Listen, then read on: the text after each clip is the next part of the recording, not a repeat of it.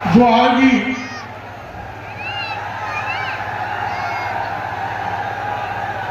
ये जो गोरी नागौरी वाले बैठे ना श्रोता,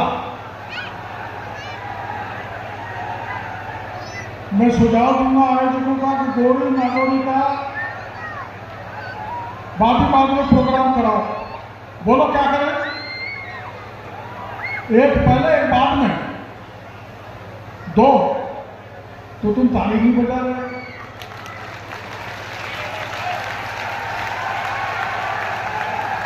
तुम झूम नहीं रहे।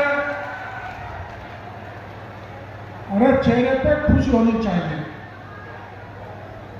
मैं तो नीचे बैठा था जब वो गायिका बार बार ताली बजाने की कह रही थी, तुम ताली नहीं बजा रहे थे। मेरे मन में आया कि मैं 72 साल में भी डांस कर सकता हूँ, करता हूँ ना नाच। अरे डांस करता हूँ मैं, वो बेटी हमारे पछवाड़ा की, उनके साथ तो डांस कम किया उन्होंने। मैं कुछ एक तरह से यहाँ पर भाषण देने के लिए नहीं आया। सबसे बड़ा काम करेंगे वो ये करेंगे, मैंने तय किया है, चाहे भले इस काम के लिए कहीं से भी पैसा लाना पड़े, कहीं से भी लाना पड़े, मैं यहां 100 बच्चों की पढ़ाई, 100 बच्चों की पढ़ाई और उनका छात्रावास, खाने की व्यवस्था, जिसका एस्टिमेट 7 करोड़ आया है, और उनके पढ़ाने के मास्टर, उनके खाने पीने की व्यवस्था मैं यहां पर कराऊंगा। 100 ऐसे लोग होंगे जिनको 12वीं के बाद यहां पर भर्ती करेंगे, और जो कमाल ये बच्चे बच्चों ने दिखाया, वैसे देश के हर क्षेत्र में जाके कमाल दिखा के मीडिया हाई कोर्ट का नाम ऊंचा करे, दौसा का नाम उजागर करे, ऐसे मंत्री तैयार है। यहां से लेकर दिल्ली मुंबई एक्सप्रेस हाईवे तो मैंने नितिन गडकरी जी से कहा था, 14 करोड़ रुपए दे दिए।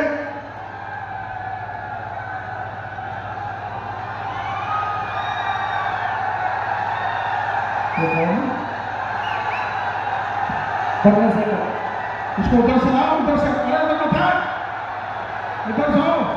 अभी तो गौरी मंगौरी आई थी, नागौरा कहां से आ गया? चलो चलो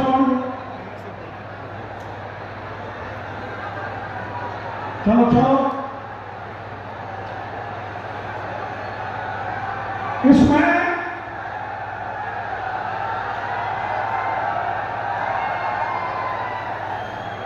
चारों ओर यहां से लेके दिल्ली मुंबई एक्सप्रेस हाईवे और अंदर हाईकोर्ट की सड़कें और नांगल राजस्थान की सड़क, इसके 20 करोड़ रुपए मैं गडकरी जी से लेकर आया था, जो खर्च हो चुके।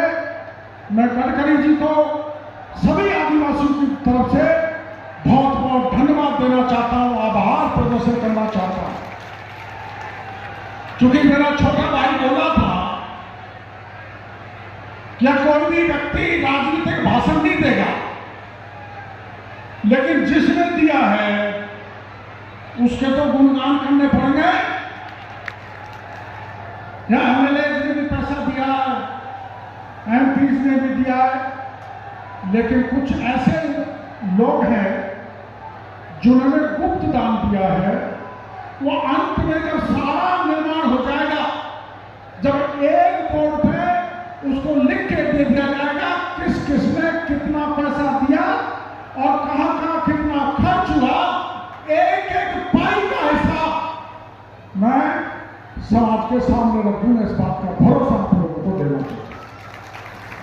अब विरोधी क्या करते हैं,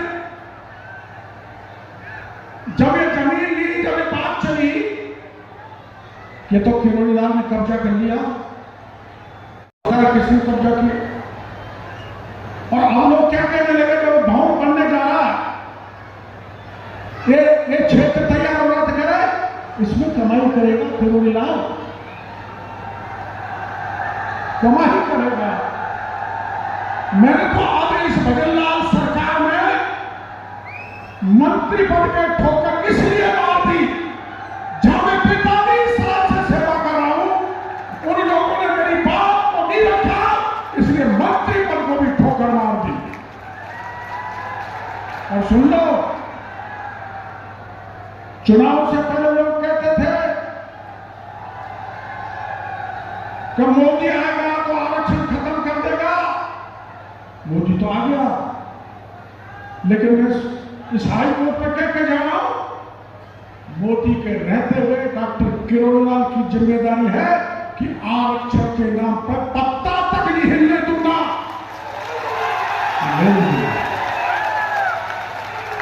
अब लोग क्या कह रहे हैं, अब विरोधी क्या कह रहे हैं, और सुप्रीम कोर्ट का फैसला हो गया,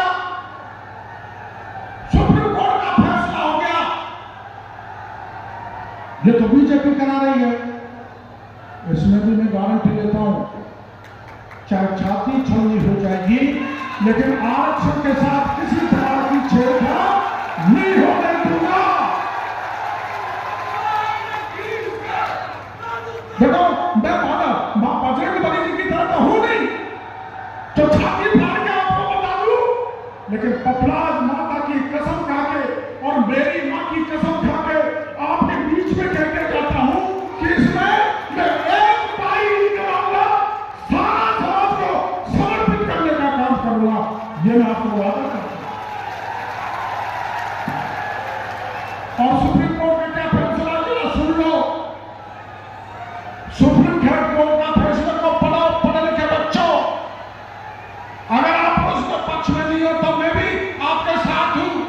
और सुनो, सुप्रीम कोर्ट ने क्या कहा है कि डॉक्टर किरोड़ीलाल डॉक्टर बन गया, उसका भाई IAS बन गया, डॉक्टर किरोड़ीलाल MLA बन गया, MP बन गया, मंत्री बन गया, तो और का तो नंबर आना चाहिए, आना चाहिए नहीं आना चाहिए।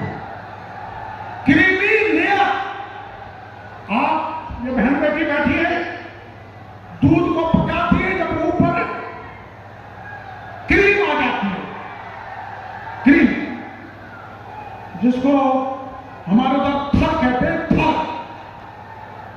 जो आरक्षण का फायदा उठाकर जो थर को खा रहे हैं, थर को, मलाई को। आप कभी मेरे गांव आना, मेरे गांव में मेरा टूटा घर था, मेरा घर दोगुना हो गया, पक्का बन गया, मेरे भाई नौकर हो गए, मैं हो गया, बेटा भतीजा MLA हो गया, लेकिन मेरे बगल में एक 35 साल से व्यक्ति पहाड़ में पत्थर निकाल के अपना जीवन यापन कर रहा है, उसका सारा हक किरोड़ीलाल ने छीन लिया, मेरे पड़ोसी को नहीं मिल रहा। ये सुप्रीम कोर्ट ने कहा कि उस गरीब को मिलो जो पिछड़ गए। ये सुप्रीम कोर्ट की भाषा है। अब पेट में दर्द किसके है? पेट में दर्द किरोड़ीलाल, नमो नारायण, हरीश, मुरारीलाल, जसकौर, रामकिशोर, इनके है, बुरा नहीं है। तो मेरा अधिकार कटेगा तो मैं चिल्लाऊं नहीं, इसलिए चिल्लाने वाले को मेरे भाई, जिनकी थक पापड़ लाके गरीब व्यक्ति को, किसान को मिल रही है खाने के लिए, वो चिंता है। फिर भी मैं कहता हूं, वे विद्यालय खोलना चाहते हैं, सनातन संस्कृति और आदिवासी का पैनोरमा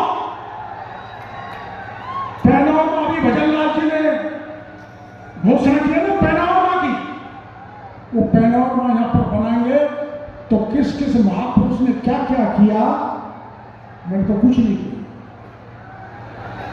जब लक्ष्मण के शक्ति बाण लगा था, जब राम ने विलाप किया था और हनुमान को कहा था संजीव बूटी लेके आओ, हनुमान सारे पहाड़ को उठा के लेके आ गया था और लक्ष्मण के प्राण बचाए।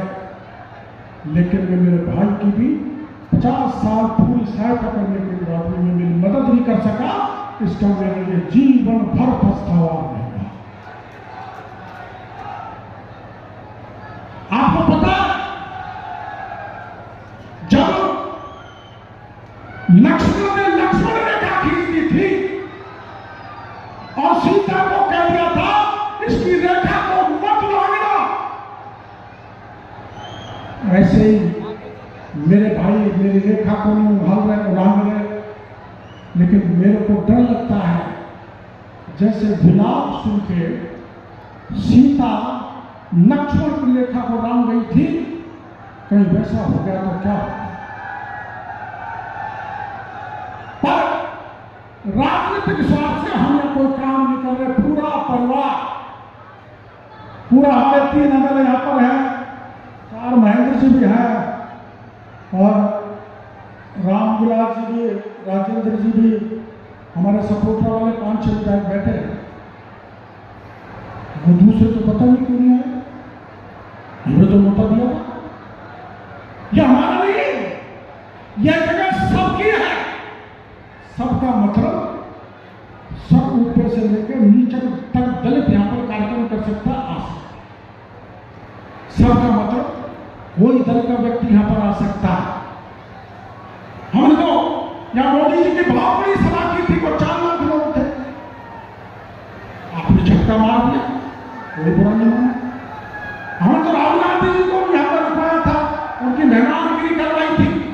इसीलिए न किसी दल का है, न किसी जात का है, न किसी क्षेत्र का है। यह समस्त निर्माण राजस्थान और राजस्थान के बाहर की जनता के लिए बनाया जा रहा, इस बात की मैं घोषणा करना चाहता। 41 बीघा पीछे एक, अब कई बार एक दिक्कत और होती है, हम शुरू से सवाई माधोपुर जिले में रहे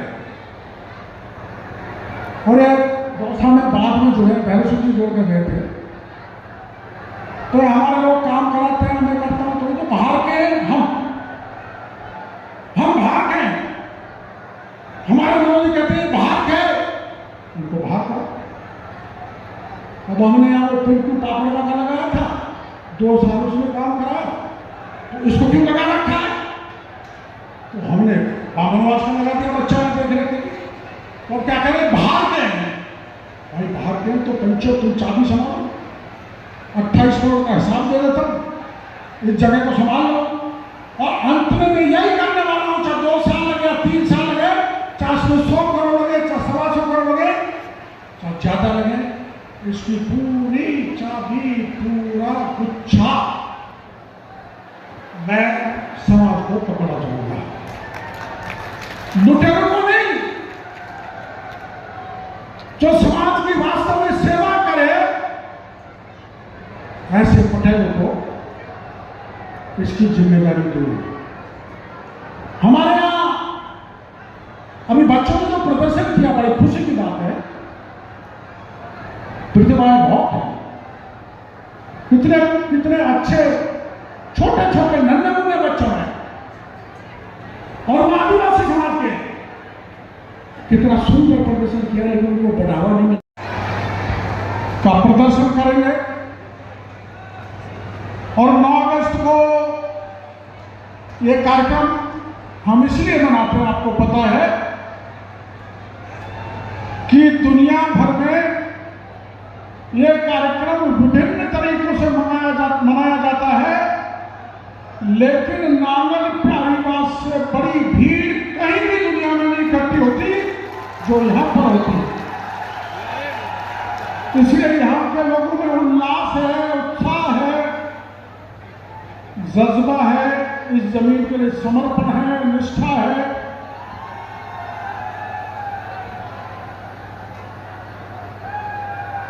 तो आप सबको ये तो पता ही है, आप सबको ये तो पता ही है कि इस जगह का नाम हाई कोर्ट क्यों पड़ा, बताने की आवश्यकता नहीं है, बताने की आवश्यकता नहीं है।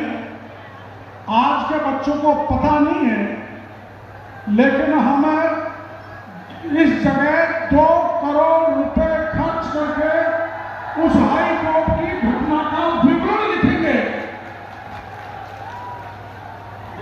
जो सब आने जाने वाले पढ़े, इसमें अब तक मैं आपको जानकारी दे रहा हूं, अरे यार बैरिकेड मत तोड़ो मेरे भाई।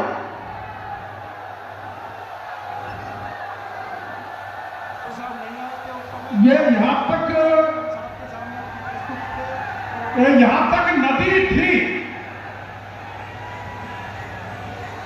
इस नदी को हमने वहां तक काटा है और नदी के पीछे बड़ा तालाब बनाया है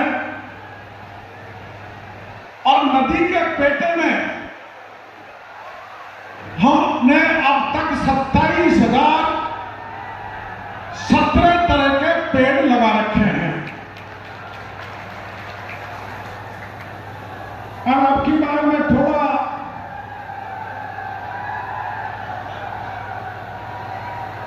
व्यस्त रहा, इसलिए समय नहीं मिला। मैं आपको कुछ जानकारी देना चाहूंगा। ये मीरा हाईकोर्ट जगह, जिस जगह थानी बनी है, इसका शिलान्यास हमने पचवाड़ा के पंच पटलों से करवाया था। यह 18 फुट नीचे है। अगर कोई तोप भी पड़े तो तोप बिखर जाएगी, लेकिन यह नहीं बिखरेगा। ऐसा पक्का निर्माण हमने इसका कराया। अब तक इसमें 28 करोड़ रुपए खर्च हो गए। उधर एक 16 कमरे का गेस्ट हाउस बनाया है जो 2 करोड़ में तैयार हुआ है, विशेष गेस्ट हाउस।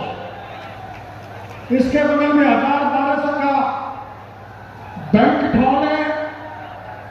यह प्रशासनिक भवन है जिसमें हम बेरोजगार बच्चों को कंप्यूटर सिखाएंगे और नौकरी कैसे लग सकती है उसका तरीका सिखाएंगे। तो बहकाने वाले से सावधान रहना। आपकी था को भी डॉक्टर किरोड़ीलाल नहीं रुकने देगा। इस बात का भरोसा सभी भाई को देगा। तब तय है ना, कोई आरक्षण साहब के साथ खतरा नहीं होगा। सुप्रीम कोर्ट के फैसले का कोई फर्क नहीं पड़ेगा। आप समझ गए मेरी बात को। और पड़ेगा तो मैं आपके लिए बलिदान देने तक के लिए तैयार हूं। आपको किसी भी प्रकार का नुकसान नहीं होगा। अब मानोगे फिर बहकोगे तो संगठन का चलाने वाला आएंगे। रिजर्वेशन खत्म हो रहा, खत्म हो रहा, सुप्रीम कोर्ट दे रहा है, तो तुम विधानसभा और लोकसभा में क्यों नहीं बोलते हो? जो विधानसभा और लोकसभा में जो हमारे नेता बैठे हैं उनको चुनौती देना चाहता हूं। एससी के भाइयों को तुम दोनों को खुश रखना चाहते हो, ये हो नहीं सकता। आप बोलो संसद में, आप बोलो विधानसभा में, अगर आपको अच्छा नहीं लगता है, लेकिन बोल नहीं सकते। बोल नहीं सकते, उनमें दम नहीं है। मैं किसी को विरोध नहीं कर रहा। यह राजनीतिक सभा नहीं है। मैं तो यह समझाने के लिए आया हूं कि मैं मेरी स्वर्ग सिधारी मां की कसम कहना चाहता हूं, क्या 1 इंच जमीन का 1 पैसे का दुरुपयोग नहीं होगा। और अभी तो हमारा 10 लाख रुपए साल का इसका खर्चा हमको देना पड़ रहा है। कहीं कहां से लाए, उसकी व्यवस्था तो करनी पड़ेगी। यहाँ कोई स्कूल चलाना पड़ेगा, कोई विद्यालय अच्छा चलाना पड़ेगा। अब कोई कई लोग तो कह रहे होटल चलाएगा और होटल से कमाएगा। ऐसी तो मैंने हजारों होटल छोड़ दी मेरे भाइयों। करोड़ों रुपए के ठोकर मार दी। आपकी आन बान शान के लिए आप पे कलंक लगनी चाहिए। आपके जीवन को डॉक्टर किरोड़ीलाल कतई कलंकित नहीं होने देगा। इसका वादा मैं आपको इस सभा में कर रहा हूं। मैं क्या करूंगा? जो घोषणा की वो तो अलग बात है, पर किसी गरीब की बेटी की शादी नहीं हो गई तो हाईकोर्ट करेगा। किसी गरीब का होशियार बच्चा पढ़ नहीं पा रहा है तो उसको सारा खर्चा मेरा हाईकोर्ट करेगा। मैं ऐसी व्यवस्था करके जाऊंगा जो समाज को यहां से करोड़ों की रुपए की आय गरीब की भलाई में वो आप खर्च करोगे। ऐसी व्यवस्था मैं करूंगा। इस बात का आप कतई परेशान हो तो बैठा नहीं बनाएंगे। जेब भरनी होनी तो मैं दूसरे नेताओं की तरह आरक्षण में भर लेता। भरा हम दूसरे नेताओं में आरक्षण मैं भर लेता। अब आप भरोसा करो, जब 2007-8 में आपके आरक्षण पर आंच पड़ी थी तो 33 एमएलए थे, सबने भरोसा किया था। लेकिन 2 एमएलए साथ रहे थे, कन्हैयालाल कांजी 3, ब्रह्मा विष्णु महेश की ताकत पर वो आरक्षण की चिट्ठी तो रुक गई, लेकिन मैं दिनों बाद गुर्जर भाइयों के निशाने पर आ गया। अब मेरे दिमाग में तय कर रखा है कि एसटी में से नहीं पंचायत हुई थी। मैंने कहा था हमारे 12 बीघा की पार्टी है, 12% है, एसटी की 16 बीघा की पार्टी है, 16% है, और हमारे बगल में कोई गुर्जर खेत खरीदना चाहता है, लेना चाहता है तो हमें कोई दिक्कत नहीं होनी चाहिए। लेकिन यही लोगों ने नहीं माना था। एसटी में तो नहीं, गुर्जर समाज के जो मांग थी सरकारों ने पूरी नहीं की। मैं यहां पर जो उनकी मांग पेंडिंग रही है मैं उनके साथ कंधे से कंधे मिला के रहूंगा, चाहे मैं सरकार में रहूं। और आपके इस आरक्षण पर किसी प्रकार से आंच नहीं आने देंगे, इसका भरोसा आप लोगों को देना चाहता हूं। ये टोटल 101 बीघा जमीन है मेरे भाइयों, 60 पे करे 41 उधर है। हम उधर एक छोटी सी गौशाला खोलना चाहते हैं, एक बड़े संस्कृत और एक तो बहकाने वाले से सावधान रहना। आपकी थर को भी डॉक्टर किरोड़ीलाल नहीं रुकने देगा, इस बात का भरोसा सभी भाई को देगा। तब तय है ना, कोई आरक्षण साहब के साथ खतरा नहीं होगा, सुप्रीम कोर्ट के फैसले का कोई फर्क नहीं पड़ेगा। आप समझ गए मेरी बात को, और पड़ेगा तो मैं आपके लिए बलिदान देने तक के लिए तैयार हूं। आपको किसी भी प्रकार का नुकसान नहीं होगा। अब मानोगे फिर बहकोगे, वो संगठन का चलाने वाला आएंगे, रिजर्वेशन खत्म हो रहा सुप्रीम कोर्ट का राज, तो तुम विधानसभा और लोकसभा में क्यों नहीं बोलते हो? जो विधानसभा और लोकसभा में जो हमारे नेता बैठे हैं उनको चुनौती देना चाहता हूं, एसटी के भाइयों को, तुम दोनों को खुश रखना चाहते हो, ये हो नहीं सकता। आप बोलो संसद में, आप बोलो विधानसभा में, अगर आपको अच्छा नहीं लगता है, लेकिन बोल नहीं सकते, उनमें दम नहीं है। मैं किसी को विरोध नहीं कर रहा, ये राजनीतिक सभा नहीं है। मैं तो ये समझाने के लिए आया हूं कि मैं मेरी स्वर्ग सिधारी मां की कसम कहना चाहता हूं, क्या 1 इंच जमीन का 1 पैसे का दुरुपयोग नहीं होगा। और अभी तो हमारा 10 लाख रुपए साल का उसका खर्चा हमको देना पड़ रहा है, कहीं कहां से लाए, उसकी व्यवस्था तो करनी पड़ेगी। यहाँ कोई स्कूल चलाना पड़ेगा, कोई विद्यालय अच्छा चलाना पड़ेगा। अब कोई कई लोग तो थोड़े होटल चलाएगा और होटल से कमाएगा। ऐसी तो मैंने हजारों होटल छोड़ दी मेरे भाइयों, करोड़ों रुपए के ठोकर मार दी। आपकी आन बान शान के लिए आप पे कलंक लगना चाहिए। आपके जीवन को डॉक्टर किरोड़ीलाल कतई कलंकित नहीं होने देगा, इसका वादा मैं आपको इस सभा में कर रहा हूं। मैं क्या करूंगा, जो घोषणा की है वो तो अलग बात है, पर किसी गरीब की बेटी की शादी नहीं हो गई तो हाई कोर्ट करेगा। किसी गरीब का होशियार बच्चा पढ़ नहीं पा रहा है तो उसको सारा खर्चा लेना हाई कोर्ट करेगा। मैं ऐसी व्यवस्था करके जाऊंगा जो समाज को यहां से करोड़ों के रुपए की आय गरीब की भलाई में वो आप खर्च करोगे, ऐसी व्यवस्था मैं करूंगा। इस बात का आप कतई परेशान हो तो बैठा नहीं बनाएंगे। जेब भरनी होनी तो मैं दूसरे नेताओं की तरह आरक्षण में भर लेता।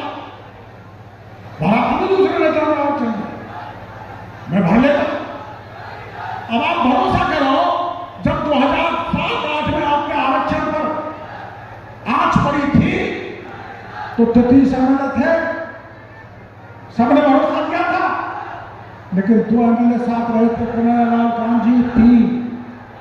ये ब्रह्मा विष्णु महेश की ताकत पर वो आरक्षण की चिट्ठी तो रुक गई, लेकिन मैं दिनों बाद गुर्जर भाइयों के निशाने पर आ गया। अब मेरे दिमाग में तय कर रखा है कि एसपी में से नहीं, यही पंचायत हुई थी। मैंने कहा था हमारे 12 बीघा की पार्टी है, 12% है, एससी की 16 बीघा की पार्टी है, 16% है, और हमारे बगल में कोई गुर्जर खेत खरीदना चाहता है, लेना चाहता है, तो हमें कोई दिक्कत नहीं होनी चाहिए। लेकिन यही लोगों ने नहीं माना था। एसटी में तो नहीं, गुर्जर समाज के जो मांग थी सरकारों ने पूरी नहीं की। मैं यहां पर जो उनकी मांग पेंडिंग रही है, मैं उनके साथ कंधे से कंधे मिलाकर रहूंगा, चाहे मैं सरकार में रहूं, और आपके इस आरक्षण तक किसी प्रकार से आंच नहीं आने देंगे। इसका भरोसा आप लोगों को देना चाहते हैं। ये टोटल 100 का जमीन है मेरे भाइयों, 60 पे गए, 41 उधर। हम उधर एक छोटी सी गौशाला खोलना चाहते हैं, एक बड़े संस्कृत और एक जो आएगी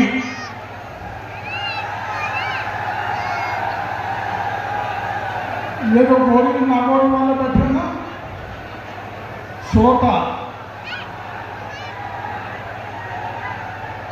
मैं सुझाव दूंगा आयोजकों का कि गौरी नागौरी का बाद में प्रोग्राम कराओ। बोलो क्या करें,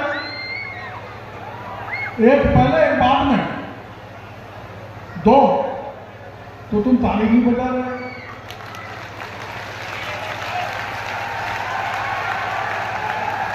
तुम झूम नहीं रहे। अरे चेहरे पे खुशी होनी चाहिए। मैं तो नीचे बैठा था जब वो गायिका बार ताली बजाने की कह रही थी, तुम ताली नहीं बजा रहे थे। मेरे मन में आया कि मैं 72 साल में भी डांस कर सकता हूँ, करता हूँ ना नाच।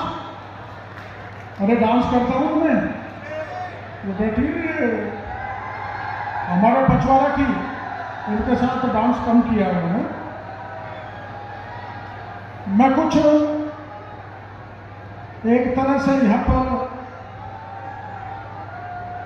भाषण देने के लिए नहीं आया।